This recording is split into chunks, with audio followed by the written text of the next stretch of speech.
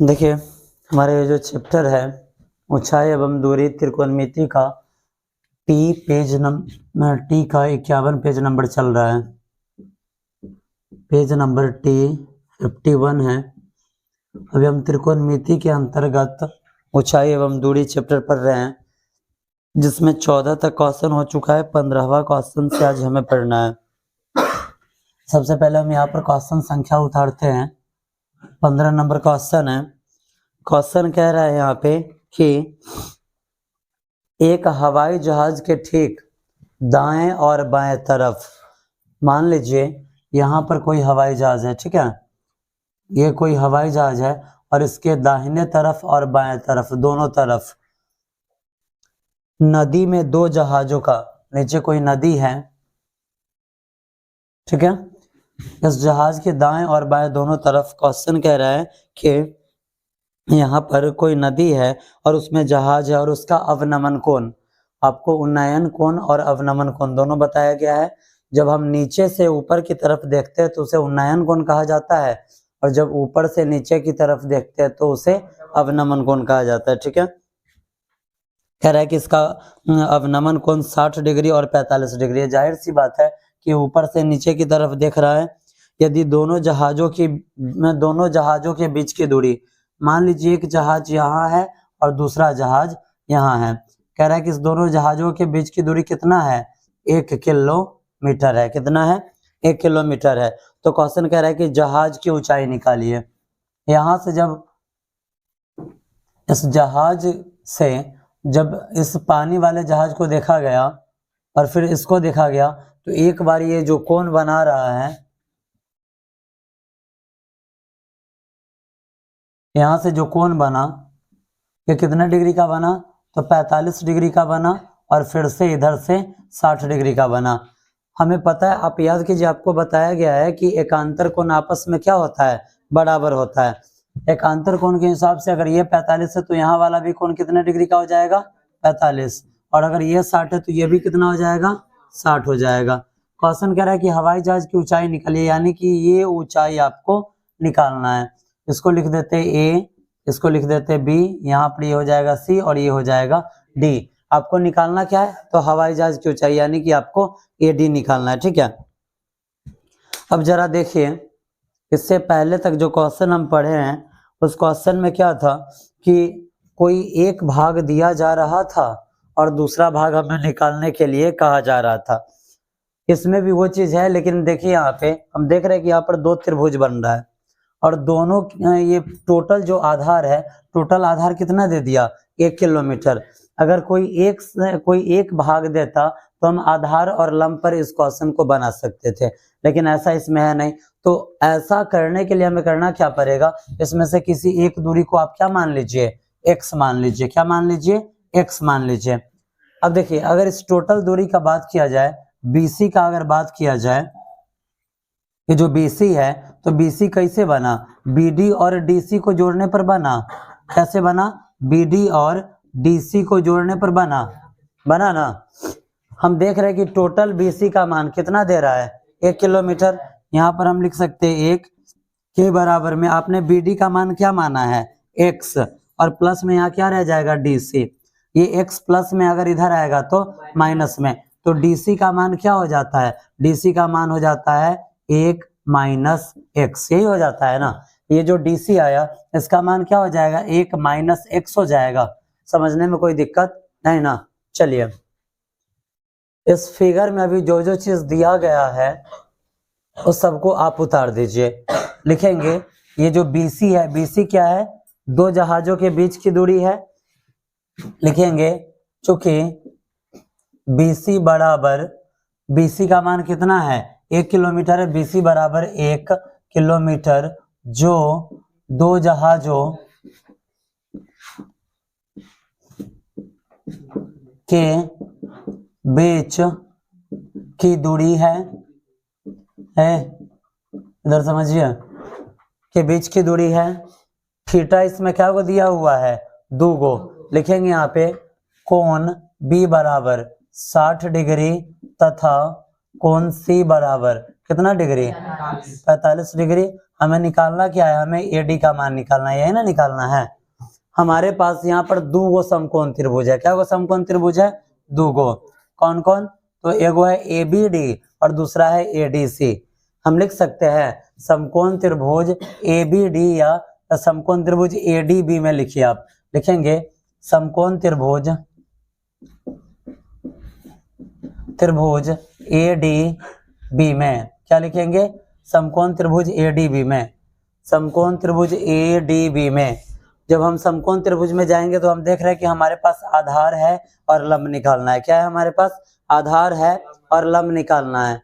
आधार और लंब किस थीटा में आता है, tan थीटा में आता है। किस में आता है, tan थीटा में आता है। हम यहाँ लिखेंगे tan थीटा बराबर लंब बटा आधार होता है।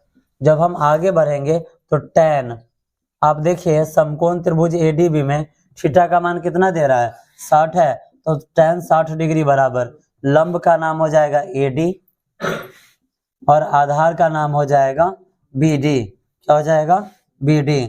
tan 60 डिग्री का मान कितना होता है, √3। इसके नीचे हम लिख सकते हैं 1 के बराबर में AD बट्टा में BD का मान कितना है, x है। जब हम क्रॉस मल्टीप्लाई करेंगे तो 1 से अगर AB में गुना होता है तो सॉरी ऊपर AD ना है, अगर 1 से AD में गुना होता है तो AD के बराबर में √3x आ जाएगा। इसको हम ले लेंगे समीकरण 1। अब यहाँ लिखते हैं पुनः, फिर से अब इधर वाले त्रिभुज में चलना है। लिखेंगे समकोण त्रिभुज ADC में, लिखेंगे समकोण त्रिभुज ADC में। इसमें भी आप देखिए आधार दिया गया है और लंब निकालना है, तो आधार और लंब किस थीटा में आता है, tan थीटा में। लिख सकते हैं हम tan थीटा के बराबर में लंब बटा आधार। अब इधर वाले त्रिभुज में आप आइए, देखिए थीटा का मान कितना दे रहा है, 45 डिग्री। तो लिख सकते हैं tan 45 डिग्री के बराबर में लंब, लंब का नाम है AD और आधार का नाम है DC, तो AD बट्टा DC, AD बट्टा DC। जब हम आगे बढ़ाएंगे तो tan 45 का मान कितना होता है, tan 45 का मान होता है 1। क्या होता है, 1 होता है। तो 1 और इसके नीचे हम लिख सकते हैं 1। यहाँ पर आप देखिए AD बट्टा DC का मान क्या है हमारे पास, DC का मान है 1 माइनस x है। जब हम आगे बढ़ाएंगे क्रॉस मल्टीप्लाई करेंगे 1 से AD में गुना होगा तो AD के बराबर में 1 माइनस x हो जाएगा। ये हो जाएगा समीकरण 2। हो गया। अब हम लिख सकते हैं समीकरण 1 एवं 2 से, लिख सकते हैं, पूछ लो ना क्यों लिख सकते हैं। इसलिए लिख सकते हैं कि समीकरण 1 में भी AD है और समीकरण 2 में भी क्या है, AD है। ये भी AD का ही मान है और ये भी AD का ही मान है, और दोनों AD इस त्रिभुज के लिए, इस दोनों त्रिभुज के लिए उभयनिष्ठ है, यानी कि दोनों के लिए बराबर है। अगर ये AD इसके बराबर में है और इसके बराबर में ये मान और इसके बराबर में ये मान, तो ये दोनों मान आपस में बराबर हो जाएगा। हम लिख सकते हैं √3x के बराबर में 1 माइनस x लिख दे। इस x को हम इधर ले आए, जब इस x को हम इधर लाते हैं तो √3x और ये माइनस x इधर आएगा तो प्लस x के बराबर में क्या हो जाएगा, 1 हो जाएगा। इस दोनों में हम क्या कॉमन ले सकते हैं, x कॉमन ले ले। अगर इस दोनों में हम x कॉमन लेते तो हमारे पास क्या बचेगा, √3 और यहाँ पर +1 के बराबर में क्या है, 1 है। ये x के साथ ये वाला पॉइंट गुणा में इधर आएगा तो भाग में, तो x बराबर क्या हो जाएगा, 1 बट्टा √3 + 1 हो जाएगा। अब चलिए लिखेंगे, यहाँ पर आप देखिए समीकरण हमें निकालना किस चीज का मान है, AD का ही मान निकालना है ना। तो अब आप क्या कीजिए, इस x के मान को या तो आप समीकरण 1 में डाल दीजिए या फिर आप समीकरण 2 में डाल दीजिए। 1 में ही डाल देते हैं। लिखेंगे x का मान समीकरण 1 में क्या करने पर, रखने पर, ठीक है। समीकरण 1 क्या है, समीकरण 1 है AD के बराबर में √3x है ना, तो AD के बराबर में √3 और N2 में आ जाएगा 1/√3 + 1, यही आएगा ना। जब हम आगे बढ़ाएंगे तो √3 से 1 में गुना हुआ, √3 बट्टा √3 + 1। आप याद कीजिए, आपको बताया गया है कि अगर कहीं पर भी हर के रूप में अगर रूट आता है तो वहां पर हम क्या करते हैं, हर का प्रमेयकरण। हर का प्रमेयकरण कैसे होगा, तो नीचे वाले से ऊपर भी गुना और नीचे भी गुना, बशर्ते साइन हमें चेंज कर देना होगा। तो √3 - 1 और यहाँ पर भी √3 - 1 हो जाएगा। जब हम इस क्वेश्चन को आगे बढ़ाएंगे, अगर इस क्वेश्चन को हम आगे बढ़ाते हैं तो आप देखिए, जब ये √3 से √3 में गुना होगा, जब √3 से √3 में गुना होता है तो √3 का स्क्वायर हो जाता है, स्क्वायर से रूट कट जाएगा, क्या बच जाएगा, 3 बचेगा, माइनस है तो माइनस 3 से, जब √3 से 1 में गुना होगा और यहाँ पर माइनस था तो माइनस से लिख दिए, यहाँ पर बचेगा √3। और यहाँ पर देखिए टर्म सेम हो और साइन चेंज हो तो क्या करेंगे, पहलका का स्क्वायर और माइनस दूसरका का स्क्वायर, यही ना करना है। इस पॉइंट को मिटा दे, समझने में किसी को कोई परेशानी नहीं ना। अगर परेशानी होगा तो वीडियो को थोड़ा बैक करके देख लीजिएगा। जब हम आगे बढ़ेंगे तो हमारे पास क्या यहाँ पर बचा, ऊपर में 3 माइनस √3 और बट्टा में √3 का स्क्वायर है तो स्क्वायर से रूट क्या हो जाएगा, कट जाएगा, यहाँ पर बचेगा 3 और माइनस 1 का स्क्वायर क्या होता है, 1 होता है, यानी कि 3 माइनस √3 और बट्टा 3 में से गया 2, यही आपका आंसर हो जाएगा। लिखेंगे अतः हवाई जहाज की ऊंचाई AD बराबर, AD का मान, ये किसका मान निकला हुआ है, AD का ही ना निकला है, 3 माइनस √3 बट्टा में 2। क्वेश्चन किस चीज में दे रहा है, किलोमीटर में ना, तो किलोमीटर आंसर। समझने में कहीं पर किसी को कोई परेशानी है तो पूछ लीजिए, नहीं तो फिर क्वेश्चन को आगे बढ़ाते हैं।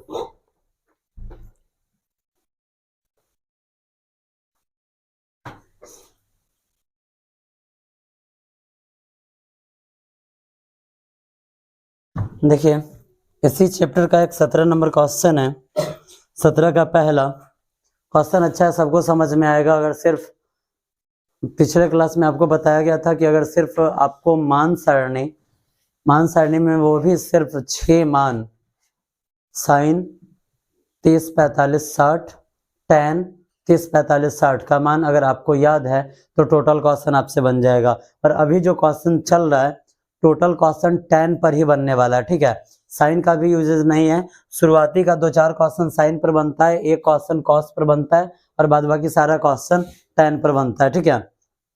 जब आपसे सूत्र पूछा जा रहा है तो बोला कीजिए, सिर्फ मुंह ताकने से काम नहीं चलने वाला है। 17 नंबर क्वेश्चन है, यहाँ पे 17 का पहला क्वेश्चन कह रहा है कि एक घर पर सीढ़ी लगी हुई है, ठीक है। मान लीजिए कि ये हमारा जमीन हुआ और ये हमारा घर का दीवार हुआ। कभी भी सीढ़ी अगर टिकाया जा रहा है तो दीवार से टिकाया जाता है, ठीक है। क्या हुआ कि इस घर पे एक सीढ़ी ये लगाया गया है, सीढ़ी कभी भी कैसे लगाया जाता है, तिरछा लगाया जाता है, ठीक है, क्लियर है।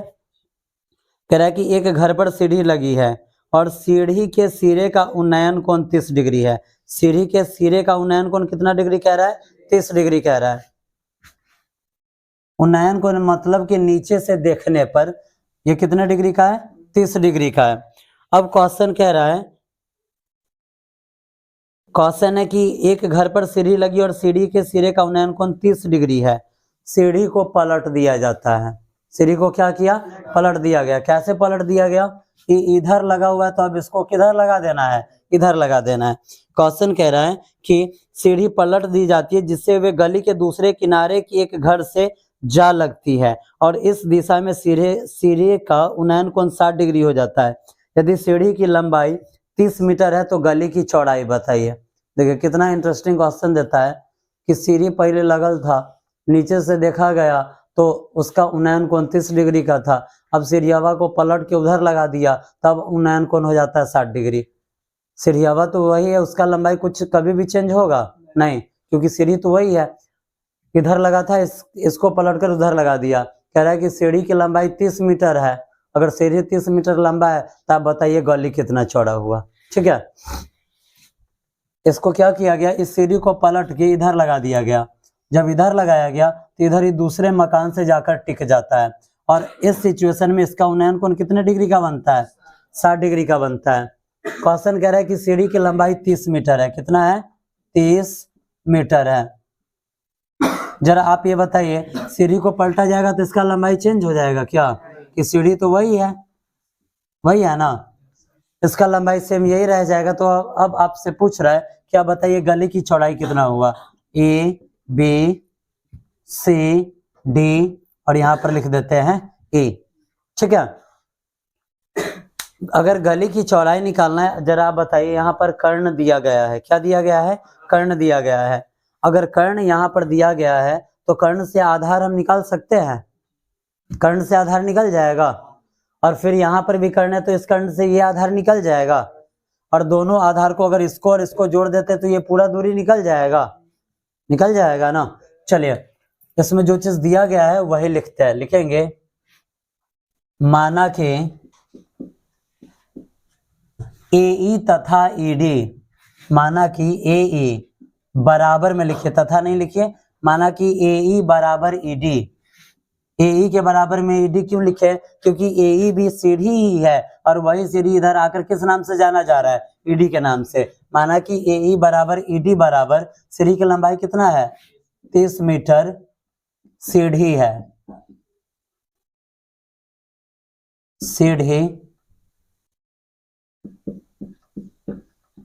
सीढ़ी है, जो क्या आज लिख रहे हैं, जो दो स्थितियों में यहाँ पर क्या कोई स्थिति है, दो स्थिति, एक बार इधर वाले मकान पर लगा हुआ है और दूसरे बार उधर वाले मकान पर लगा हुआ है, जो दो स्थितियों में क्रमशः उन्नयन कोण कितना डिग्री देता है, पहले लिखे AE तो क्रमशः उन्नयन कोण 30 डिग्री तथा 60 डिग्री देता है। ठीक है, लिखेंगे गली की चौड़ाई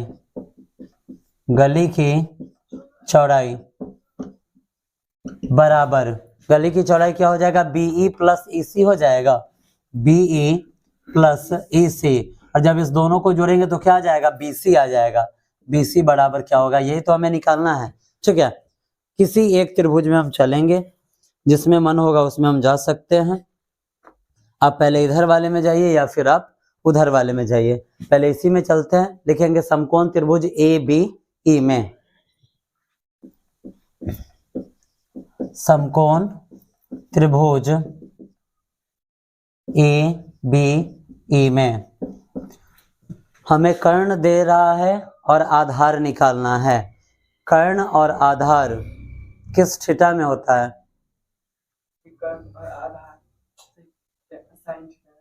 साइन थीटा में। जरा चेक कर लेते हैं,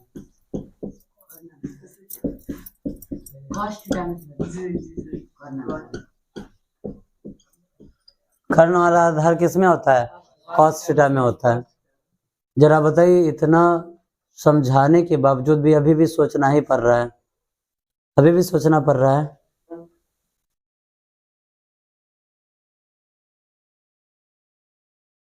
चलिए, किस में आता है, कॉस में आता है आधार और कर्ण।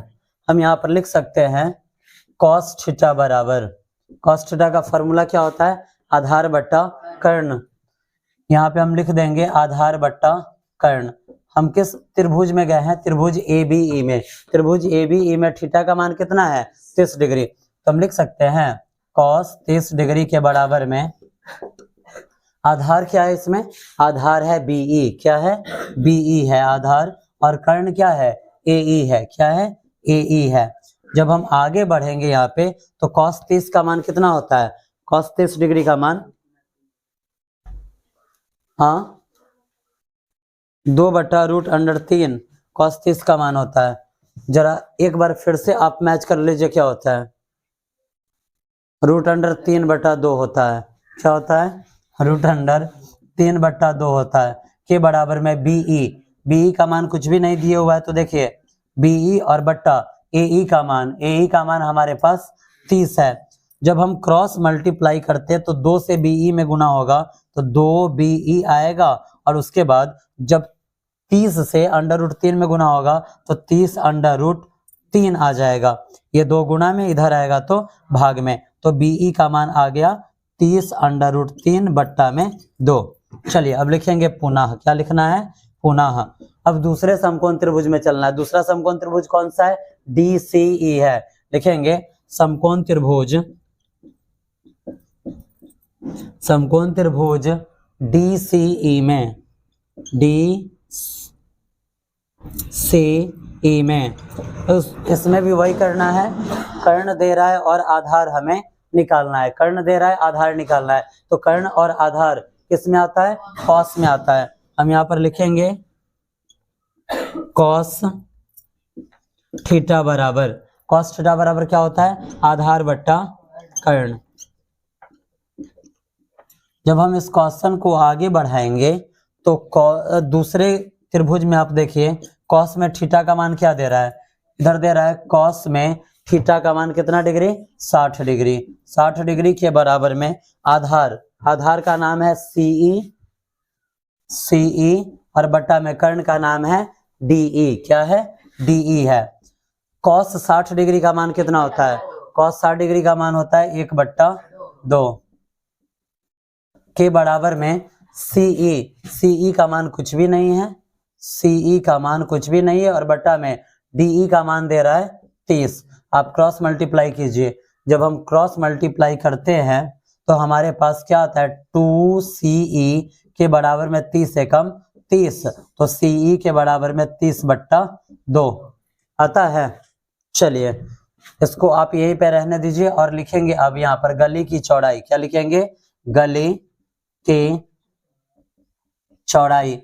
गली की चौड़ाई आपने क्या माना था, BC माना था। क्या माना था, BC। और ये BC कब आता है, जब हम BE में हम EC जोड़ते हैं, तो BE में हम EC जोड़ते हैं। तो अब देखिए आपके पास BE का मान क्या है, 30 √3/2, 30 √3/2 और प्लस EC का मान क्या है, EC का मान है 30/2। बट्टा पर का जोड़ है, जब नीचे का हर सेम हो तो डायरेक्ट ऊपर वाले को हम प्लस में लिख सकते हैं। कैसे, तो 30 √3 आप प्लस में 30 और बट्टा में यहाँ पे LCM 2 का 2 लिख सकते हैं। जब हम इसी को आगे बढ़ाते हैं तो इस दोनों में हम क्या कॉमन ले ले, 30 कॉमन ले ले। जब हम 30 कॉमन लेंगे तो हमारे पास क्या बचेगा, यहाँ पे √3 और प्लस में यहाँ पर 1, क्योंकि 30 से 30 कितना मर्तबे कट जाएगा, 1 मर्तबे, और नीचे क्या है, 2 है, 2 से 30 को काट दे, कितना मर्तबे, 15 मर्तबे। यानी कि हमारे पास आंसर आया 15 × में √3 + 1। क्वेश्चन किस चीज में था, क्वेश्चन था मीटर में, तो मीटर आंसर। मैच कीजिए क्या दे रहा है आंसर।